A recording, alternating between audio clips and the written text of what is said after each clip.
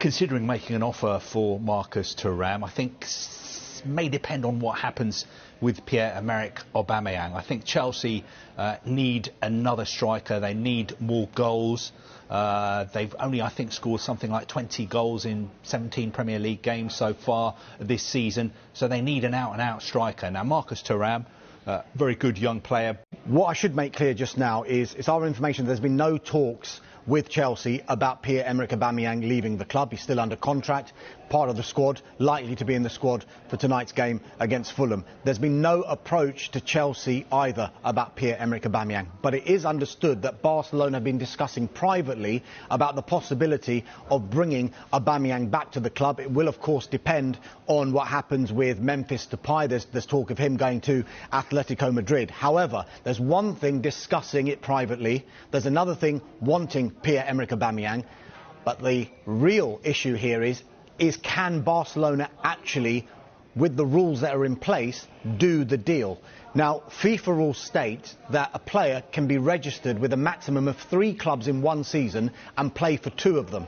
Now, he's actually played for 2 clubs so far this season, Barcelona for 8 minutes at the start of the season, and Chelsea, of course. Now, if he was to go to Atletico Madrid, it would be impossible because it would be 3 different clubs. He could actually, according to FIFA's rules, go back to Barcelona because it would still be 2 clubs and he'd be registered with 2 clubs but at 3 different times during the season, which would be allowed. However, I'm told that there's a Spanish FA rule that says that a player whose registration is cancelled cannot re-register for the same team in the same season. Now, I've tried to stand this ruling up and I'm getting a few differing reactions to this. One person has told me, yes, that is true, but another person has said to me, it depends on whether that player is a professional or a non-professional player, and it might apply to non-professional players. But look, at the moment, it is a moot point, regardless of these rules, because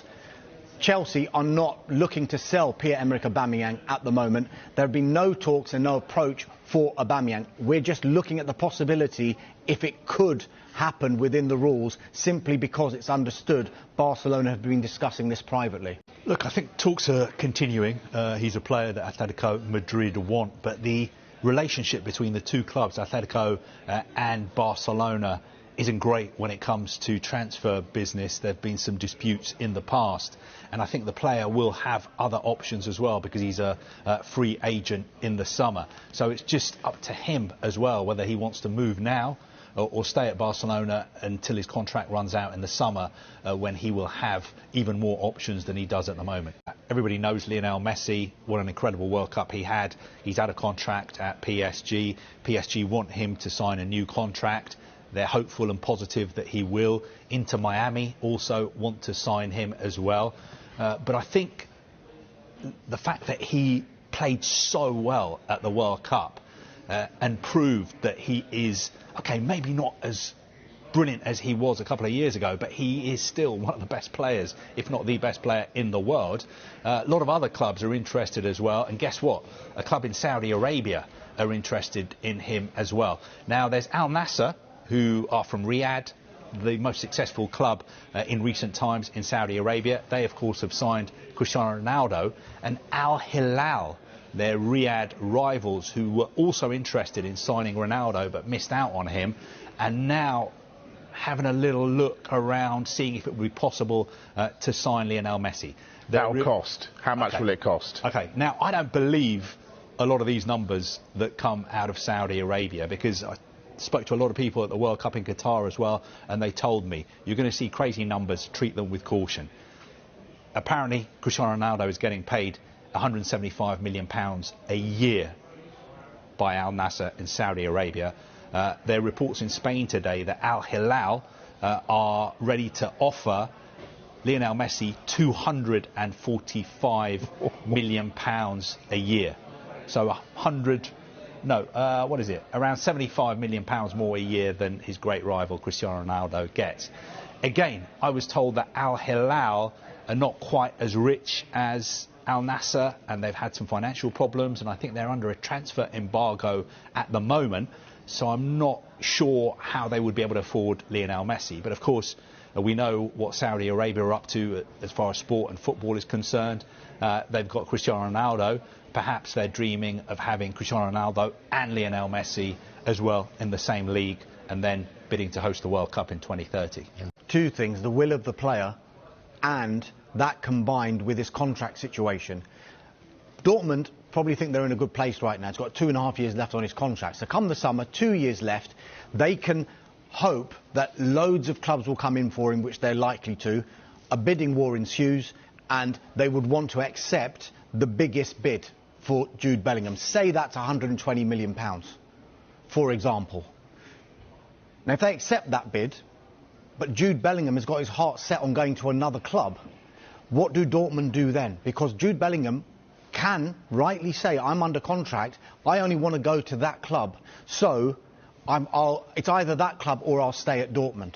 Dortmund then will have a decision to make, because they might not get the £120 million, for example, that they're after, but if another club that Jude Bellingham does want to go to are offering, say, £20 million less, that's not great for Dortmund. But if they hang on and Jude Bellingham says, I'll stay, and it goes on to the next summer, how much money are they going to get then with a player who's going to have 1 year left on his contract? So I don't think it's as simple as whoever bids the most is going to get him. Whoever bids the most is likely to get their bid accepted, but it's what Jude Bellingham might want to do with his future as well that's going to have a big impact, I think, on this deal. Jed Spence out of the three would be the one I expect to go out on loan. Now, Jed Spence... What, so they wouldn't get rid totally, they'd keep? No, I mean, Spurs paid decent money for him in the summer from Middlesbrough. Antonio Conte's been quite open by saying he's a club signing. I think he would look to maybe get a Premier League loan. I think we'll probably be talking about Jed Spence potentially the last day or two of the window. As it stands, I don't see Matt Doherty or Emerson Royal leaving the club this January. Doherty's very happy. He's had a good few weeks under Antonio Conte during the World Cup. He scored against Crystal Palace. He's now ahead of Emerson Royal. Emerson Royal as well is very happy in London. However, I am told there is tentative interest in Italy and Spain for Emerson. Whether that ramps up, we'll wait and see. But nor Emerson or Doherty want to leave the club at the moment. And if we'll wait and see if that's a stumbling block in terms of incomings. Thankfully, I'm there tomorrow for the press conference, so plenty to talk to Antonio about. Leeds United are very, very close to completing the signing of Jorginho Ruta. It'll be one of the biggest deals of this window. The total deal, I think, could be worth up to around £35 million.